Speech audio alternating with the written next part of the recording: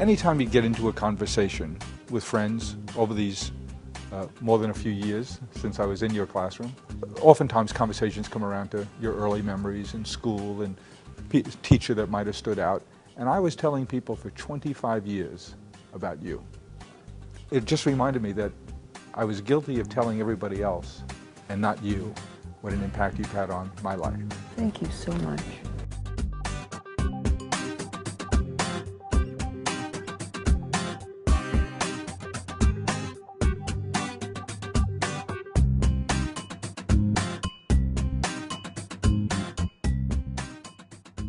One of my earliest impressions was walking into a classroom at the police academy, and there was this young woman professor, had a bit of an afro, dark afro, wearing a miniskirt and high knee-high boots. And here's a classroom of guys mostly armed, almost all armed, who many of them were struggling, balancing a couple of careers, going to school, family. And then you called me up. Do you remember that phone call? Well, it's when you told me what a foolish idea I had. No, no, you said, we can't afford to pay the bills. Yeah. We have, what, 2 kids, 3 kids? 3 kids, yeah. 3 kids. Mm-hmm. We have 3 kids and we can't pay the bills. And so you started a little flower business in your garage. And I remember that conversation.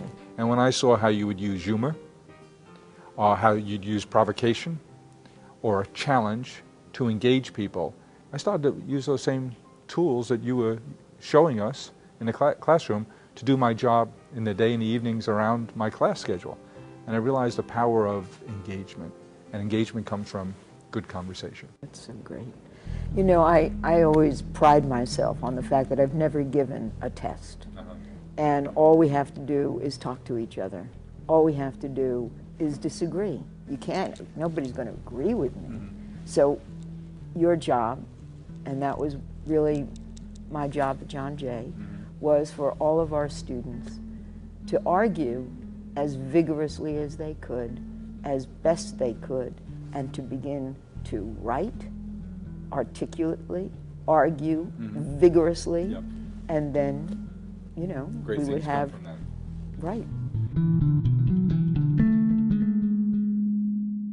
So the premise that I remember you and I having a big conversation in the classroom one time was about you challenged all these tough guys who were doing tough things during their day jobs, talked to them about, you forced us to talk about love and relationships and what that meant to us.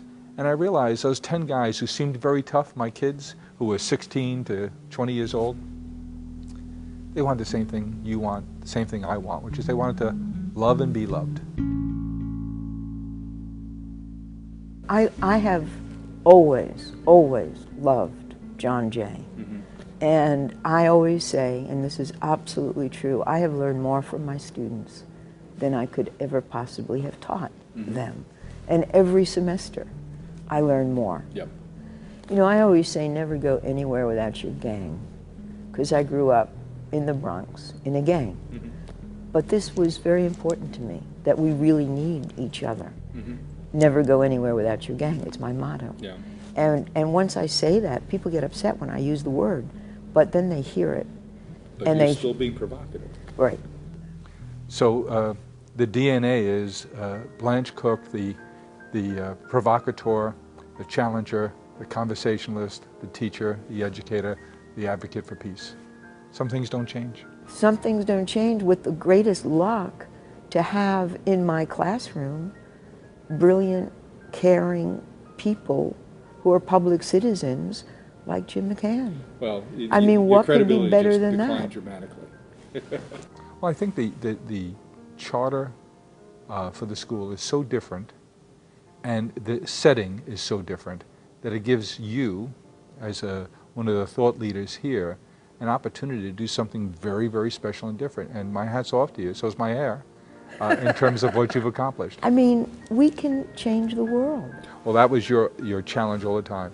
You can do something. That's right. You'd always be sticking your finger in our face. You can do something. You can, and we can change each other. Yep. We can change ourselves. Well, you changed me, Blanche. You changed me, Jim. Yeah. Well, when we stop learning. Well, when we stop learning, we're You'll dead. hit the dirt. Yeah, right. But we're not going to stop learning because we're activists. And what we stand for is, you know, is justice. And the fight goes on, the struggle goes on, and life is... Does the definition change?